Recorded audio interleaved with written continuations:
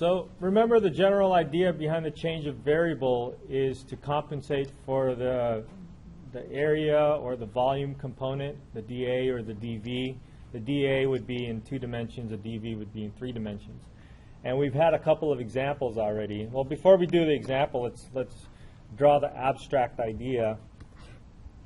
And the abstract idea is that you might have some complicated region here called D in X and Y in your Cartesian coordinates that you're dealing with. And what we want to do is we want to see if we can find a relationship between U and V here, where, I guess we'll do this here, where there's a transformation that takes these things, these variables U and V, onto X and Y. And what we're hoping to get out of this is a nicer region to deal with. I'll call it D star.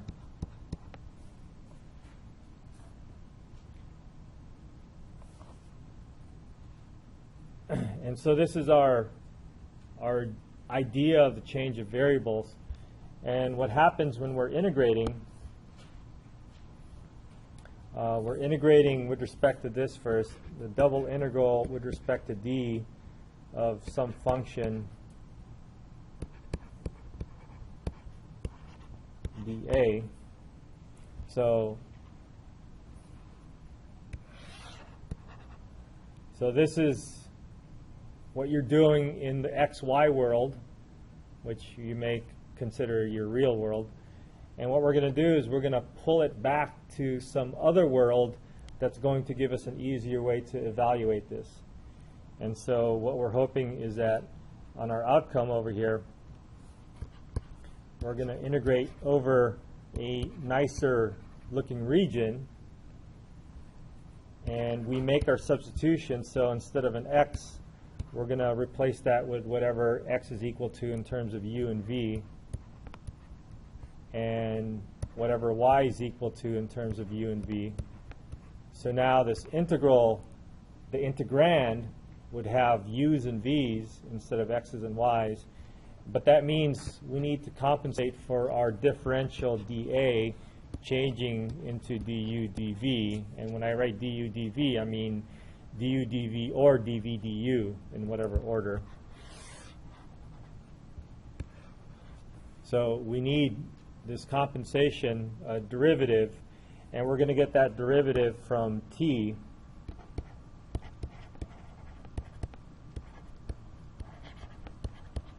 Our transformation. And if this was a simple u substitution or trig substitution that we've done before, then the derivative of whatever x was equal to is easy enough to calculate, and then we're going to be easy to deal with. But the derivative of t, since this takes two variables, xy, I'm sorry, uv,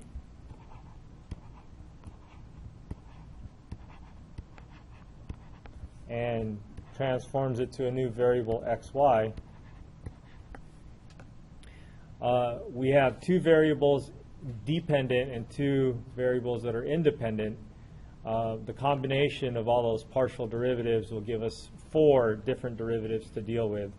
So we have a Jacobian, or we define a Jacobian, which turns out to be that function value, or the differential that's going to compensate for the change in variables that we're making.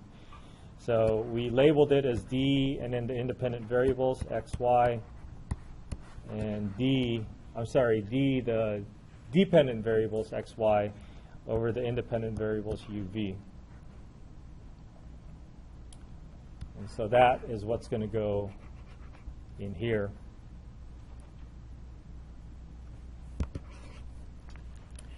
And we've seen 3 examples so far. 2 of them are very similar, polar and cylindrical, and then our last example from yesterday is the spherical coordinates. So those are all examples of transformations. And so we can write that down. Should we write it down? I'll write it down as a summary. Okay, so this turns out to be our magic derivative that gives us our differential transformation for the transformations. So let's take a look at some examples that we've done already. So polar, and what we're doing in polar coordinates is that in the real world, if we have a polar coordinate shape, we're looking at circles. Essentially, circles are the nicest types of polar coordinate shapes that we have. And so in Cartesian coordinates, to describe this, we would need to rely on the function x squared plus y squared is equal to whatever. And so that's going to be too difficult to deal with. So we have our polar transformation here, T, and that has the relationship where we set x is equal to r cosine theta. Now instead of u and v, we're using r and theta. Y is equal to r sine theta. And then as an example for a figure like this, a circle of radius a, or a disk, I guess, of radius a, that gets transformed, if this is your d, that gets transformed into a rectangular region where your r goes from 0 to a, and then your theta goes from 0 to 2 pi.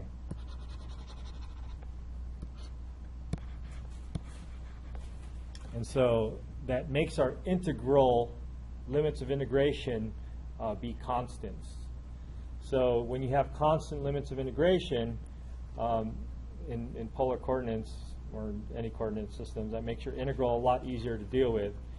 So the idea is that if you have circles or things to do with circles in the xy plane, then you want to use this polar coordinate transformation.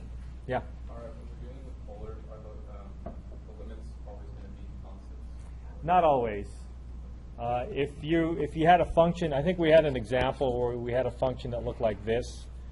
I mean, it's a circle, but the nice polar coordinates ideas are circles or washers that are centered around the origin. But if you had some other weird function, like, or even, you know, one of those,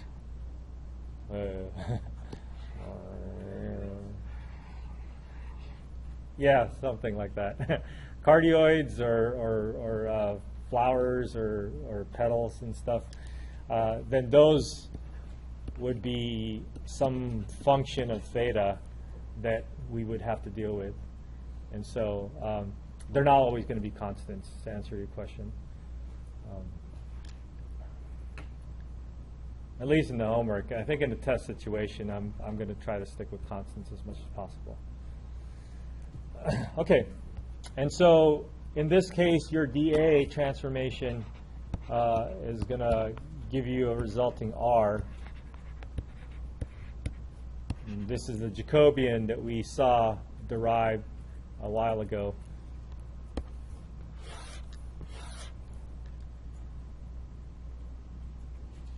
So yeah, in general, if you have a circle centered around the origin, you're using polar coordinates, you would expect the limits to be constants.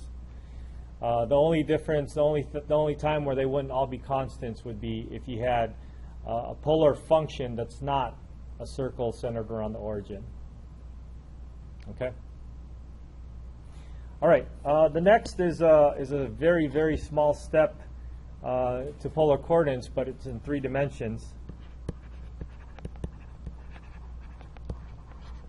And they're called cylindrical coordinates, where now we're looking at something in x, y, z, 3 dimensions, to something in 3 dimensions with a different set of variables. In this case, we have z is the same as a z that they're saying, and then the only difference is r, and theta is down here. Now, given the name, what kinds of things in the XYZ space would give us nice rectangular boxes in your other space?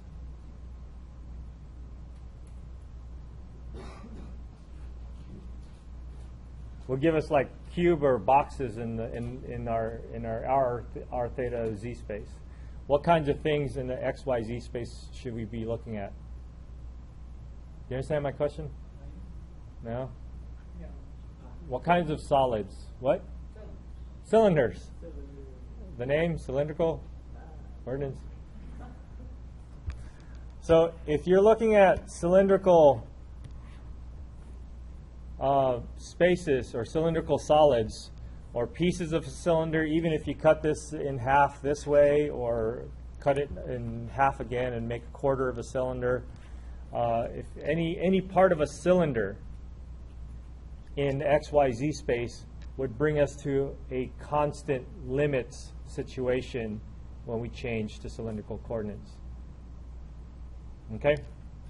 So if this is your solid that we're integrating over, our pullback is going to be the function that takes r theta and z into x, y, z via the cylindrical coordinates that we talked about. So it's the same as polar, r cosine theta, and r sine theta for the x and the y, and then the z will remain a z. So that's the transformation that we would be using, and the differential would turn out to be r again, and we did this in class.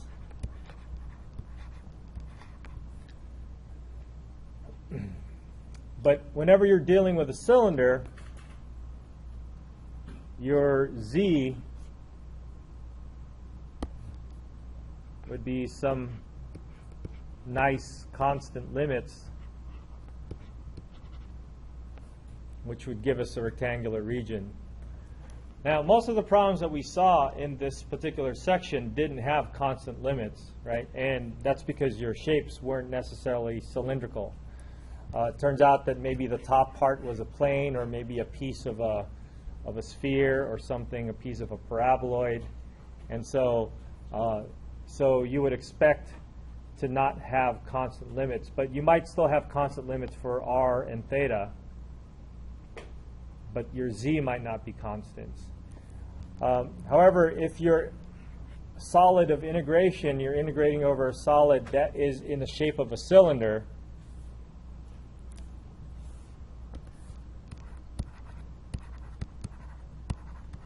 cylinders,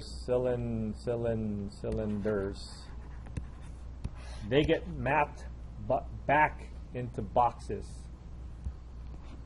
So rectangular box regions. And that's the equivalent of constant limits.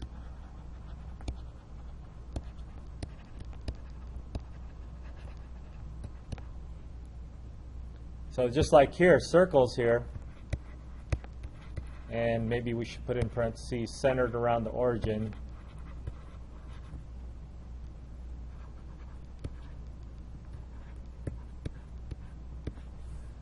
That gets mapped into rectangles and constant limits.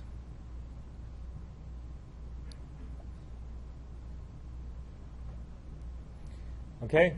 So in cylindrical coordinates, if you don't have an exact cylinder, like I said, if you have a cylindrical base, or it looks like it's a cylinder, but the top is not necessarily flat, the top is maybe part of a sphere or part of a paraboloid, then you're probably not going to have constant limits for that. Not fully, at least, but the good portion of it, at least the last two integrals, will probably be constant. So I'm hoping that this will give you a feel for, when you do your transformations, what might happen or what you should be expecting. All right, now our last thing that we did yesterday was the spherical coordinates.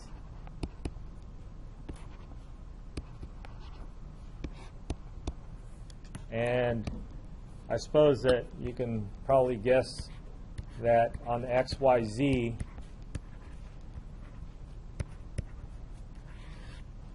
you would be looking at a sphere.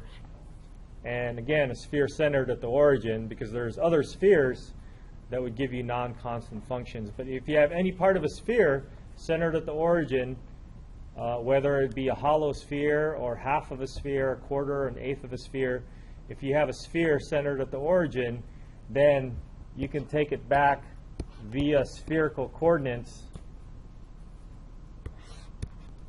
to a solid that is not, that is going to be a rectangle, which will give you constant limits. And that's what we're striving for here, are constant limits. So if you remember our T transformation, it is equal to rho. So we have rho, phi, and theta. I guess it doesn't matter which axis is which. Rho is equal to sine phi cosine theta.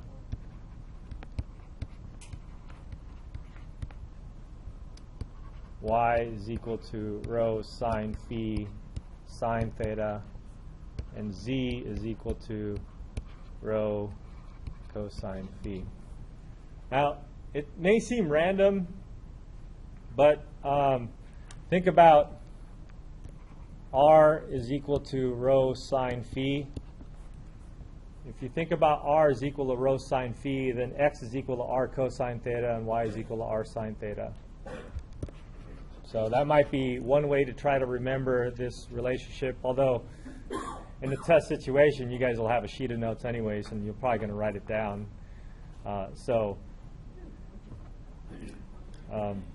In case you do want to remember this or try to memorize this, if you think about r as being rho sine phi, then this is x is equal to r cosine theta, y is equal to r sine theta. The other thing I tend to remember is y is both sine and sine. And then the other thing I think about is z doesn't have any thetas. So there's two sine phis over here, so I would expect the z to have a cosine phi. So ways to try to remember that if you want. But if you are talking about this relationship here, it takes a sphere back into a box.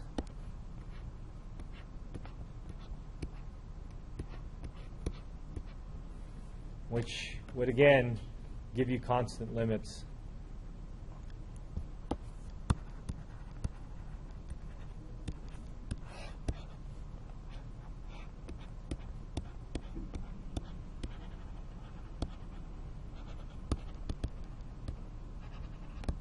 Which is our goal.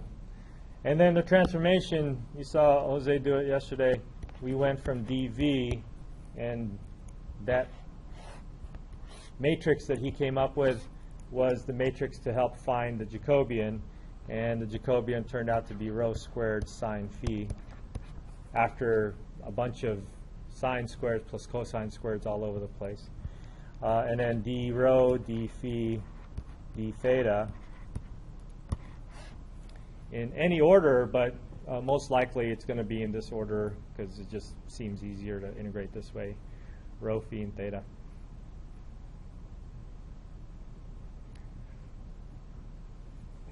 Okay?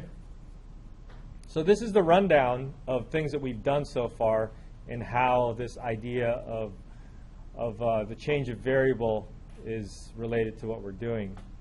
So now I just want to do one more example that kind of takes this out of what we are most familiar with and what most people do, by the way. Most people do is they deal with cylinders and spheres and stuff like that.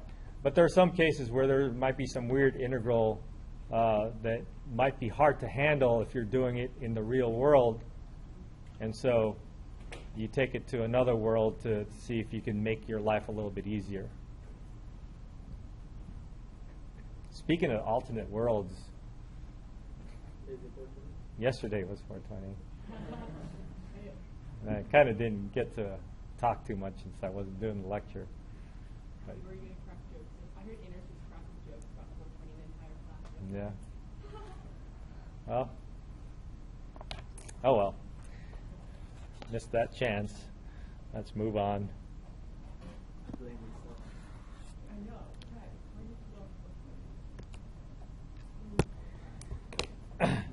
So what I'm doing is I'm going to steal a problem from 1510, which you guys, I didn't open up for you guys. I'm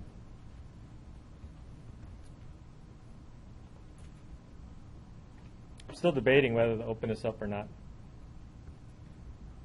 We'll see. Now here's an example where you have an innocent-looking integral here. 8 minus 8y is what's inside, or x minus 8y is inside of the integrand. And R is your triangular region where vertices at 0, 0, 7, 1, 1, 7. That doesn't seem too hard. Maybe this is too easy. Let me see. Well, let's deal with this one.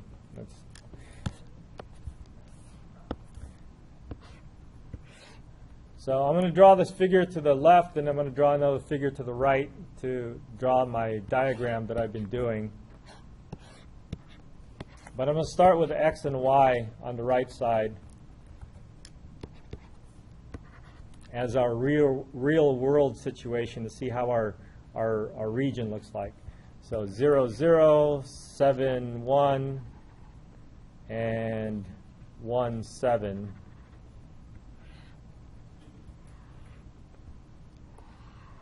And let's imagine what you would need to do to integrate this simple function over this region. We're calling this R.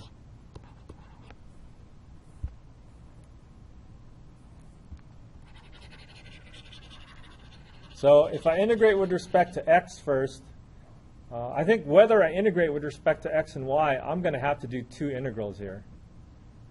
So let me show you what would happen if we were to do this in a straightforward way. If I were to integrate with respect to, pick a variable, x or y, they're both as difficult. X. If I integrate with respect to x, I would draw a line parallel to the x-axis. And if I draw a couple lines parallel to the x-axis, you see that I'm going to have an issue because although both lines go into the same function over here, that's your first function, your lower function, it gets out of two different functions. So what I'm going to need to do for this problem, if I were to do it this way, is try to figure out where this is. I guess I can figure that out. That's y is equal to 1, because this is the point 7, comma 1. So I would integrate this with respect to x first and then y, but I would need to have two integrals. And my first integral is going to take me from 0 to 1, and my next integral is going to take me from 1 to 7 in my y limits. And then my x limits would go into the same function here. Let's call this f1, and let's call this f1. It's the same function that I'm going in, but I'm going to get out of two different functions. So from 0 to 1, when my y goes from 0 to 1, I'll be getting out of this function over here. Let's call this function f2. I'm going to get out of f2 from 0 to 1. But from 1 to 7, I'm going to get out of a different function. So let me call this function f3. And when I say f1, f2, f3, these are all x as a function of y functions. And so I would need to do two different integrals to work this out. Okay.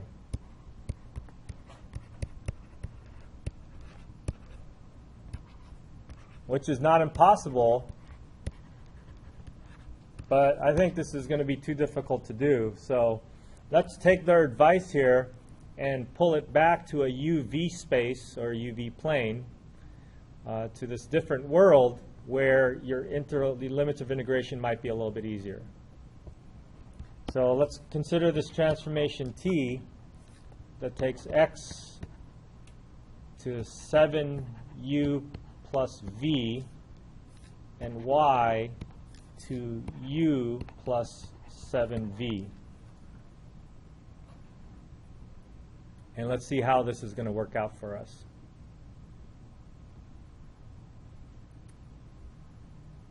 So this is a little tricky. What we have are values for x and y, and we want to see what happens to those values of x and y as we pull it back. And so in trig substitution, which is what this is similar to, in trig substitution we change it back to our original variables x and y. But here we're going to attempt to change the variables into u and v. So this is going to require a little bit of extra work, but I think that extra work is going to be worth it. So let's take a look at the point xy equals 0, 0, and see where this point actually lives. Actually, I'm sorry, before we do that, I think it's possible to solve for x, y, or u and v here as variables. I was going to do this like, if I do this for each of these 3 points, I would have to do this like 3 times. So why don't we save this for a minute and take a look at x is equal to 7u plus v, y is equal to u plus 7v. And what I want to do is I want to do some sort of substitution or some combination of things to solve for u and v or something.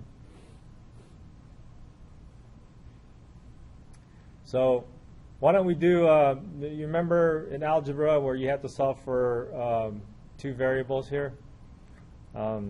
Let's solve for u and v. And one way to do this is the addition method, I think it's called, where I say I want to multiply both sides by maybe -7 of one equation. So I would eliminate one of the variables. So if I do that, I would have x minus 7y. And this will have a -7u if I add it with positive 7u, and that would disappear. And this will have -14v. So -14v, -49.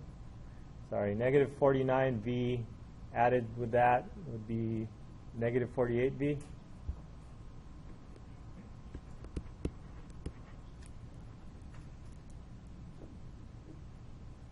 Is that right? So this would give me a v is equal to 1 over -48. If I divide this, multiply it by x, negative is going to be a positive, and 7 over 48, I guess that's just 7 over 48. And that doesn't look much easier.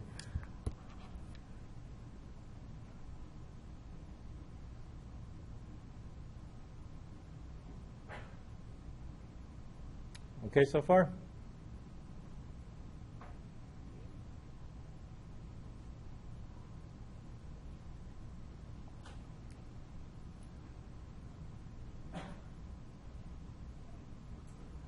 All right, so now if we do the same thing, I was thinking about taking this and then plugging it into v somewhere and then solving for u or something like that, but that looks like it's going to be complicated. So what if I just redo the same thing here?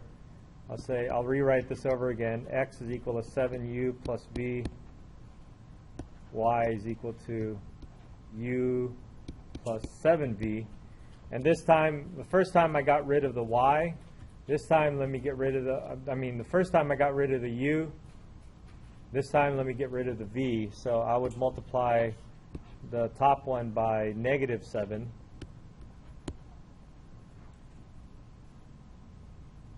And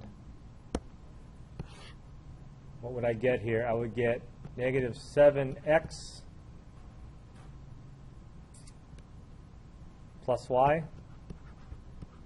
is equal to, so this is -49. I'm kind of doing the same thing, right? -49 plus 1, so that's -48 again. U. And then this had a -7 and a +7, so that's 0. So if I solve for u, u is going to equal to +7 over 48 x minus 1 over 48 y.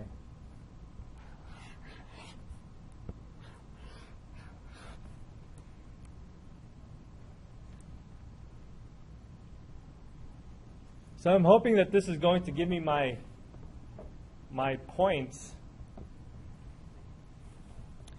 So what I want to do is I want to, we should have just guessed. What I wanted to do is I want to put 0, 0. So when x, y equals 0, 0, the question is what's my u and v going to equal to? So in this case, when x and y are both equal to 0, v is going to equal to 0 and u is going to equal to 0. So that one was pretty straightforward. Let's put u first and then v equals 0 and 0.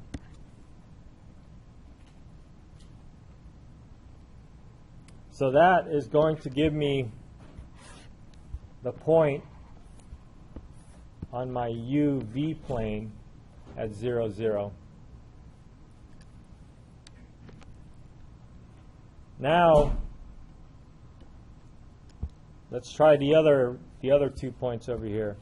When x and y is equal to, this is 7, 1.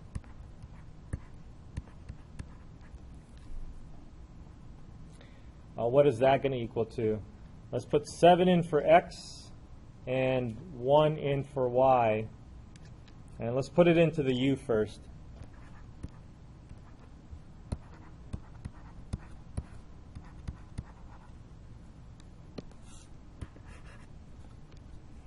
So 7 in for x. This would give me a 7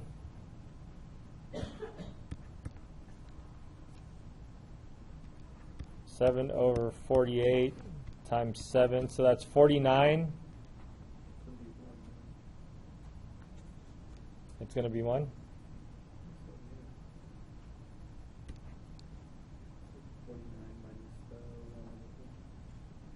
Minus 1 over 48 times 1. What's this equal to? 1? No. Okay, 1. That's a good sign. So we got 49 over 7 minus 1 over 48, which is going to give us a 48 over 48, which is 1. So that gives your u value. And then if we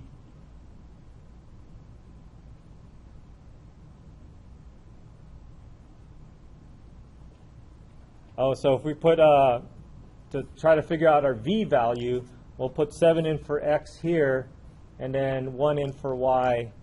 So our v value is going to be negative 1 over 48 times 7 minus, 7 over 48 times 1.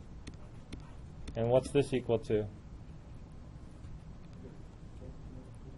Oh, I'm sorry, this should be a plus here. Is that 0? That's 0. Oh, so look, it's 0. That's good. 1 comma 0, 1 in for u, and 0 in for v.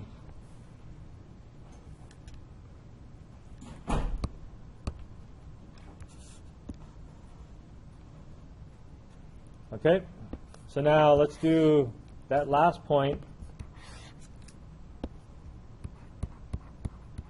xy is equal to 1 comma 7. So this time we put 1 in for x and 7 in for y. Let's do the u first.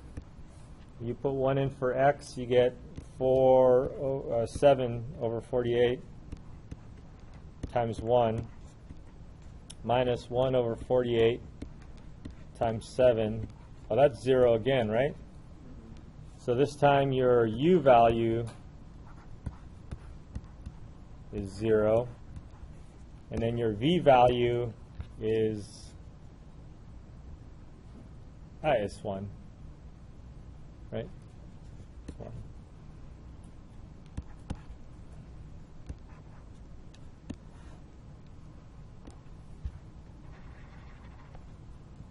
So you got 1, 0, 0, 1, and this is 0, 0.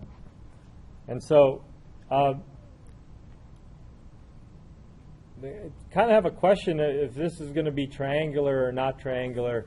I think since these are linear, we're thinking about looking at this as 3 points, connecting 3 points together. So I would probably think that this is your region now. Now, does this look easier to integrate over than the original? After we did all this hard work, right? After we did all this hard work, this looks like it'd be a little bit easier to deal with. So now we have a nicer function, a simpler function that we can integrate over. So our new, let's call it R star, our new integral would be this. Our new region would be this. So there's one more thing we have to do, and that's we have to find the Jacobian. So let's do that, and then we'll finally set up our integral.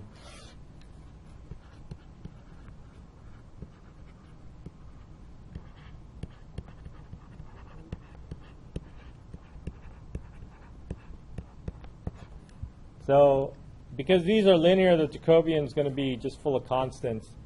And if we integrate or take the derivative of x with respect to u, for the first one, what are we going to get? If we take the derivative of x with respect to u, what are we going to get? 7. If we take the derivative of x with respect to v, 1. If we take the derivative of y with respect to u, 1, and then y with respect to v is 7. Okay? So if we take the determinant of this is 49 minus 1, which is 48. So it turns out that we're going to have a constant Jacobian, which will be nice to deal with. All right, let's go back to our R star and find our limits of integration. We can integrate with respect to u first or with respect to v first. Any suggestions? It'll be the same amount of work. Let's integrate with respect to u first. So we're going to draw a line parallel to the u. That's not the u. Draw a line parallel to the u-axis. So if we're going to integrate with respect to u first, we're going to go into the region when u is equal to 0. And we're going to get out of this region through this line. What's the equation of this line? This has a slope of -1. It has a y-intercept of 1. So v is equal to 1 minus u. Right? Y-intercept at 1, slope -1. And so, but I want u by itself, so u is going to equal to 1 minus v.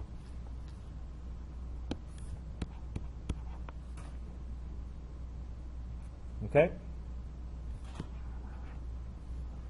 And then my v limits are going to be from where to where? Constant, 0 to 1.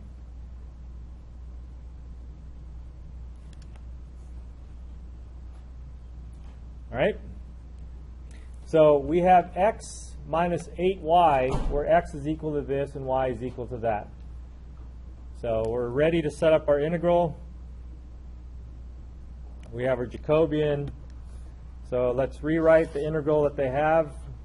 Integral over r of x minus 8y dA. And let's see how the components will change. So now we're going to integrate over r star. Let's first deal with our integrand. X is equal to 7u minus v. minus 8 times y. Y is equal to u minus 7v. Is that right? Positive? Both positive? Okay? So that's my integrand. My Jacobian is 48.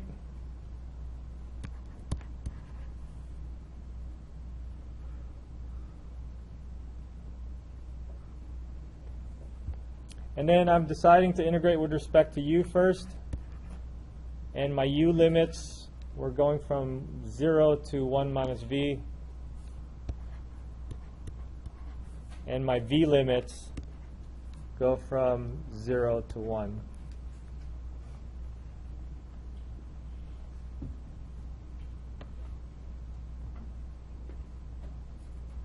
So I know that seemed really difficult because there's a lot of steps. And what we did was we saved ourselves from doing this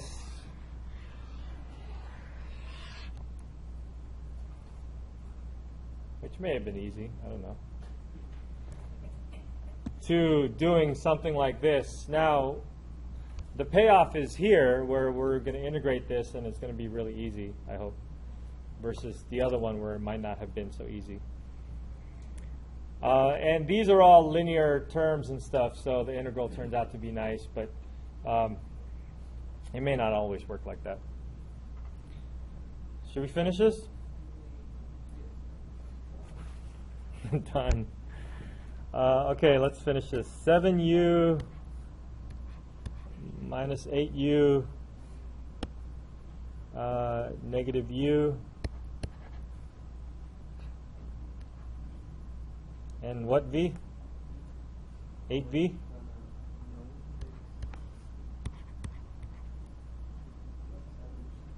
Positive?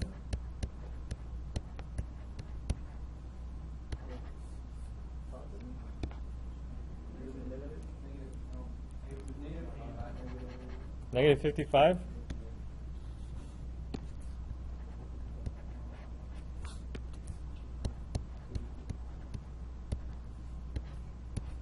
Let's put the 48 all the way outside, it's constant. I'm going to integrate with respect to u first from 0 to 1 over v.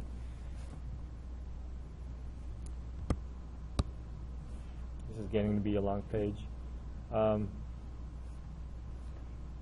Negative u squared over 2 minus 55 uv from 0 to 1 minus v. And we'll put u in there. Put 0 in there, you get 0. So you have minus 1 minus v squared over 2 minus 55 u 1 minus, I'm sorry, 1 minus v times v.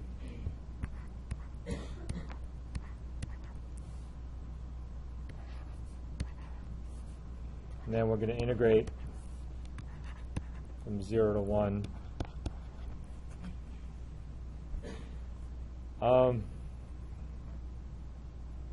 Boy, I really don't want to do this.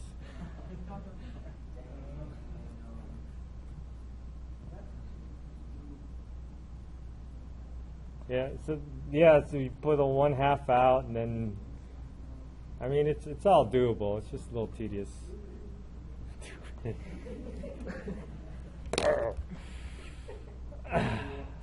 All right, we're out of space, so I'm going to copy this and move it over to another page.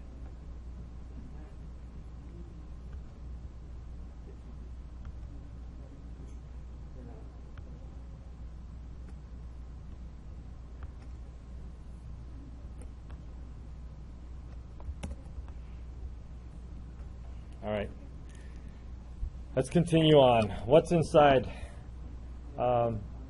Negative 1/2. Let's multiply, FOIL this out. 1 minus 2v plus v squared. Boy, if I'm off by a negative sign, this whole thing's going to be wrong.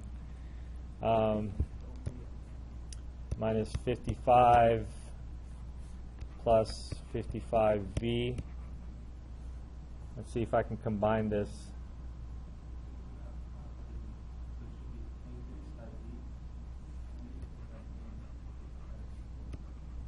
Thank you. So, what? All right, so I think I'm going to have a negative 1/2 here. Multiply this out. I'm going to get a positive v with this v. That would give you a negative 54 v. And then now I'm going to have a 1/2, negative 1/2 v squared. So I'm going to have a plus 55 minus a half, 54.5. Right? Can we write that as a fraction? 54, 109. I was going to say 111. 109 over 2 v squared.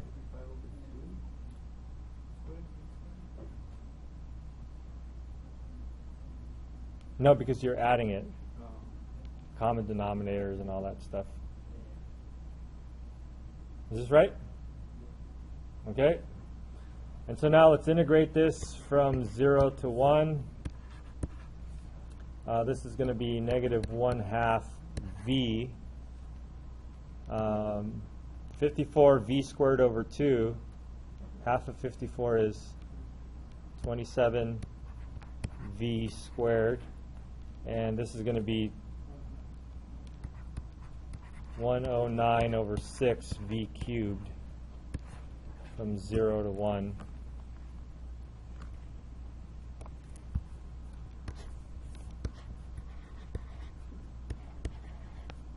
So it looks like I'm just putting 1 in because zeros would all go away. We got 1/2 minus 27 plus 109 over 6.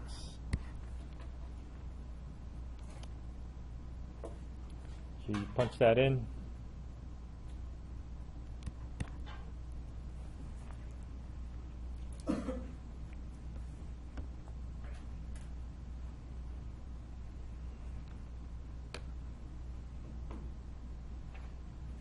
You guys working on it? I don't need to. I'll just sit here and wait like everybody else. What?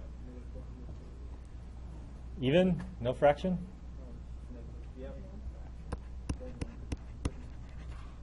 Can we get a confirmation on this? Yeah. All right, we got some thumbs up. Negative 448. Because the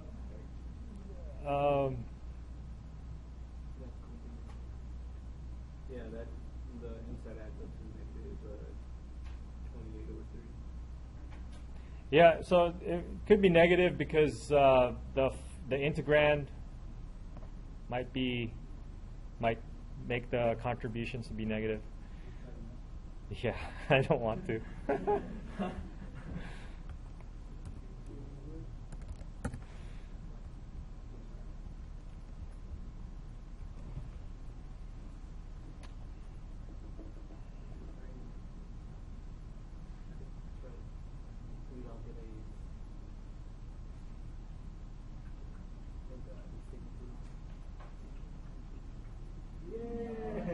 It's right? Oh. How'd you guys know it's right away? Show the check mark. Because when you see at the top, and it was Under number 12. yeah, Oh. and it always, whenever you submit one, it always shows the top of the page first. Yeah. But I didn't see the check mark yet. Was it there right? Well, no, because it says Oh. 1-1, it doesn't say -1. Oh, okay. Wow. Good. We do so much homework that we know. Yeah. Okay. Whew. I need a beer. I mean, yay, we did it. I think we should just take class on Be nice if we just sit here and talk and I don't have to test you and just, Yes. I could just sit and talk about, but you know, that's not how things work here. If you enroll in my special school, maybe I'll make up a special school where I just sit and talk about Calc 3 stuff and then And go to the fourth dimension. and go to the fourth dimension every other day. Every other day. Every day. Or every day. Can't afford that. I know I can't. It's a pretty expensive class to enroll in. Yeah. And you have to bring your own Supplies. supplies. School. You have to bring your own school supplies.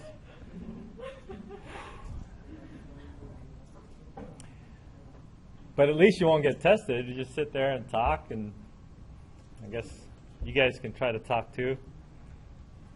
You get drug tested, and if you fail, you pass.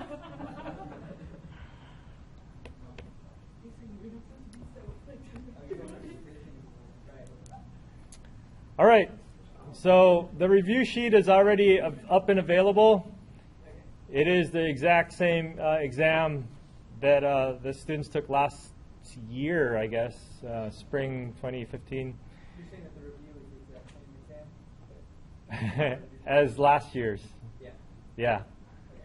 So I just took their exam. I took out the front page, and then I put headers, and then I squeezed it down, and so now it looks like a review sheet. Oh no, all this stuff's crazy. So this review sheet had, the exam last year had 5 problems. The first problem is a bunch of true-false questions. The second one is a directional derivative and gradients question. You may have tangent plane information here also. The third problem is optimization. The fourth problem are dealing with double integrals, and the fifth problem is dealing with triple integrals. So your exam this semester will have 4 problems. It'll be set up the same way as this, except there'll be no true-false question. So no.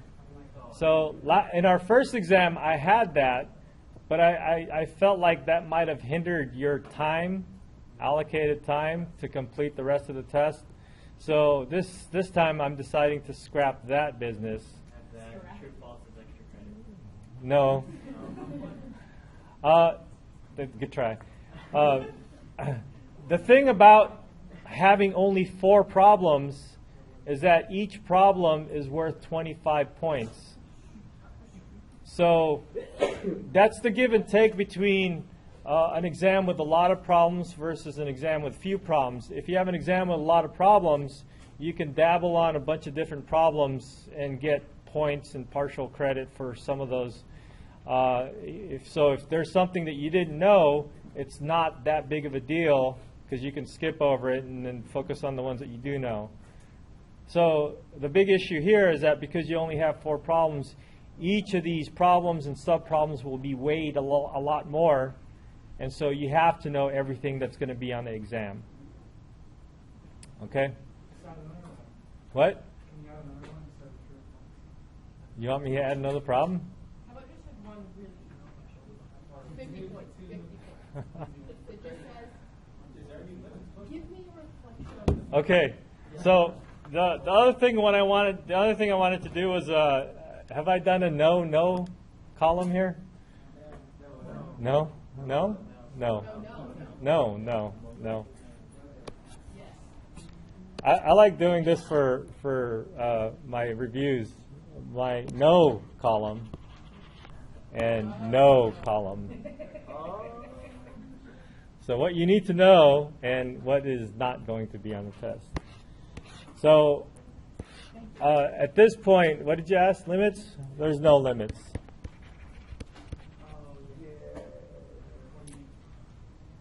Any other topics that you guys want to know? If it's in a no. Wait, don't we know all the limits for all the integrals though?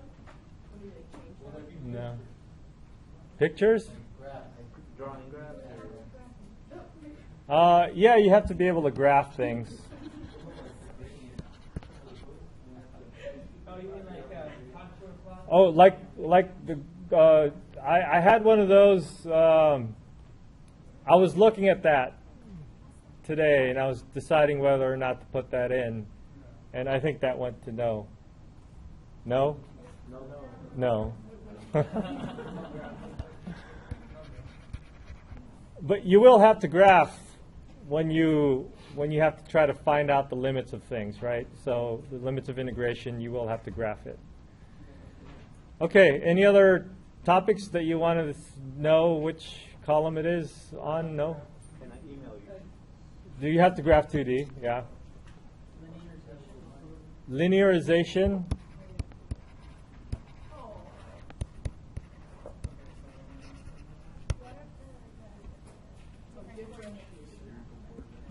Different coordinates, spherical? Oh yes, definitely. So polar, cylindrical, spherical.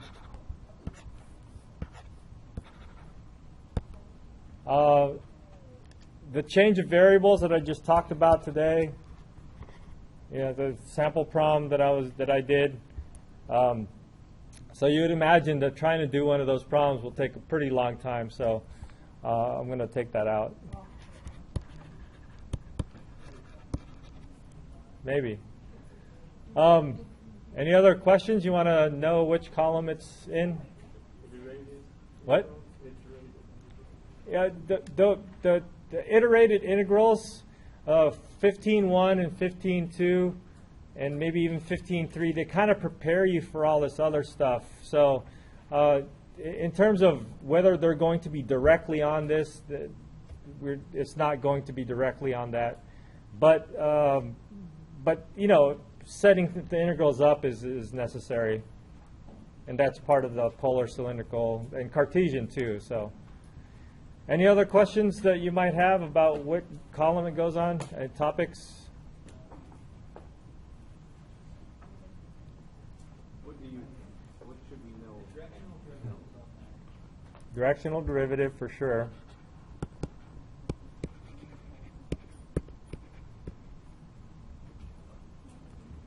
Second derivative test. Lagrange.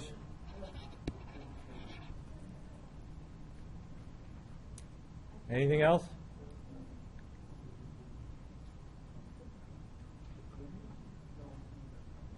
So the Jacobian is kind of built into here. When we're talking about the polar, cylindrical, spherical, we already have the Jacobian, so we don't need to recompute it.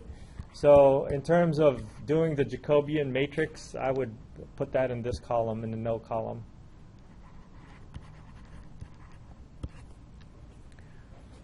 Anything else? You want to throw out a couple more topics and decide whether it's no or no?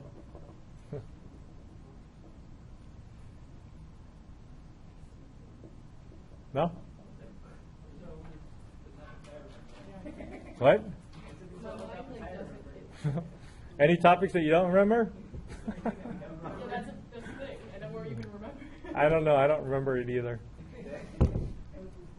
Totally you don't remember when you're grading, so you're just like 100%. Okay, well, I think this will give you a good head start in preparing this weekend.